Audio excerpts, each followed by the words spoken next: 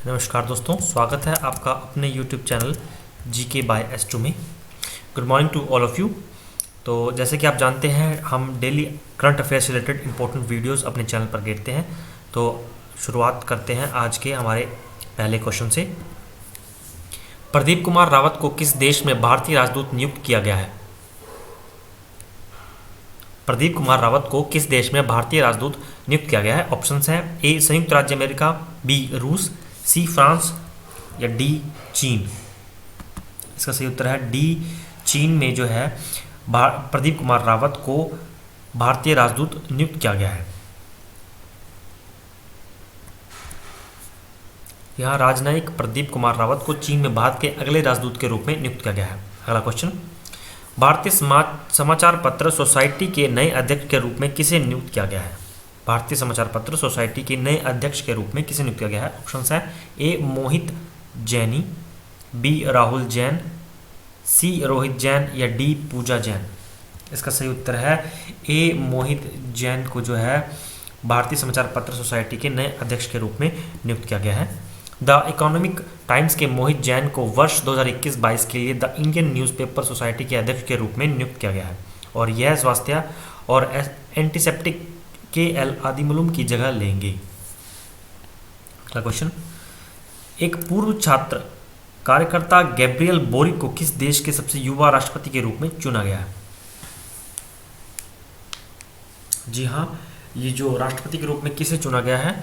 Options Gabriel boric को वे किस देश से हैं? ऑप्शंस हैं A Chile, B Argentina, C Brazil या डी मैक्सिको। इसका सही उत्तर है ए चिली के जो युवा राष्ट्रपति के रूप में किसे चुना गया है? गैब्रियल बोरिक को।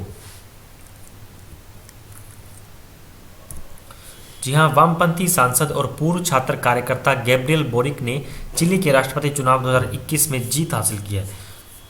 अगला क्वेश्चन, जनवरी 2022 में होने वाली कौन सी वार्षिक बैठक अब ओमिक्रॉन के प्रकोप के कारण स्थगित कर दी गई है? जी हाँ, कोरोना का नया वेरिएंट ओमिक्रॉन जिसके कारण वार्षिक बैठक स्थगित करनी पड़ी जो जनवरी 22 में होने वाली थी, वह कौन सी बैठक थी?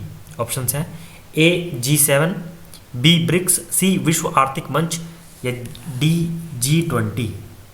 इसका सही उत्तर है सी विश्व आर्थिक मंच बैठक जो है ओमिक्रॉन के प्रकोप के कारण स्थगित करनी पड़ी। विश्व आर्थिक मंच की वार्षिक बैठक 2022 को ओमिक्रॉन के प्रकोप पर जारी अनिश्चितता के कारण स्थगित कर दी गई। अगला क्वेश्चन, व्यक्तिगत उपयोग के लिए भांग की सीमित खेती और कब्जे की अनुमति देने वाला पहला यूरोपीय देश कौन सा है? जी हाँ, यूरोप का ऐसा पहला कौन सा देश है जिसने भांग की सीमित खेती और कब्जे की अनुमति दी है? ऑप्शंस हैं ए यूक्रेन, बी माल्टा, सी नॉर्वे या डी स्लोवेनिया। इसका सही उत्तर है बी माल्टा देश ने जो है भांग की सीमित खेती और कब्जे की अनुमति दी है। माल्टा संसद में एक वोट के बाद सीमित खेती और व्यक्तिगत उपयोग के लिए भांग के कब्जे की अनुमति देने वाला पहला यूरोपीय देश बन गया है। अगला क्वेश्चन, आईसीसी अंडर 19 पुरुष विश्व कप 2022 में भारतीय टीम का नेतृत्व कौन करेंगे? यानी कि अंडर 19 में आईसीसी अंडर 19 में पुरुष विश्व कप में 2022 में भारतीय टीम के कैप्टन कौन होंगे? ऑप्शंस हैं ए दिनेश बना, बी सिद्धार्थ यादव, सी यश ढुल या डी निशांत सिंधु। इसका सही उत्तर है सी यश ढुल जो है आईसीसी अंडर 19 पुरुष विश्व कप के कैप्टन होंगे। अखिल भारतीय जूनियर चयन समिति ने आईसीसी अंडर 19 पुरुष विश्व कप 2022 के लिए भारतीय टीम की घोषणा की। यश ढुल 2022 अंडर 19 विश्व कप में भारत का नेतृत्व करेंगे। अगला क्वेश्चन, सबसे अधिक स्पैम कॉल प्राप्त करने वाले देश की सूची में भारत को किस स्थान पर स्थान दिया गया है? भारत कौन से स्थान पर है इस सूची में? जी हाँ, कल ये क्वेश्चन हमने पढ़ा था कि सबसे अधिक स्पैम कॉल करने वाले देश में टॉप पर कौन है? उसका उत्तर था ब्राज़ील। तो अब भारत इस सूची में कौन से स्थान पर है? ऑप्शंस है ए 4th, बी 1st, सी 5th या डी 3rd। जी हाँ, फर्स्ट तो हमारे ब्राज़ील ही था, तो इसका सही उत्तर है ए 4th स्थान पर जो है अपना भारत जो है स्पैम कॉल प्राप्त करने वाले देश की सूची में 4th स्थान पर है, 4थे स्थान पर है। और इन 9 स्थानों में सबसे अधिक स्पैम कॉल करने वाले देशों की सूची में भारत 4थे स्थान पर है। पहले नंबर पर ब्राज़ील था, जो कल हमने क्वेश्चन डिस्कस किया था। अगला क्वेश्चन, गांधी टोपी गवर्नर नामक तेलुगु पुस्तक के लेखक कौन है? जी हाँ, ये पुस्तक का नाम है गांधी टोपी गवर्नर।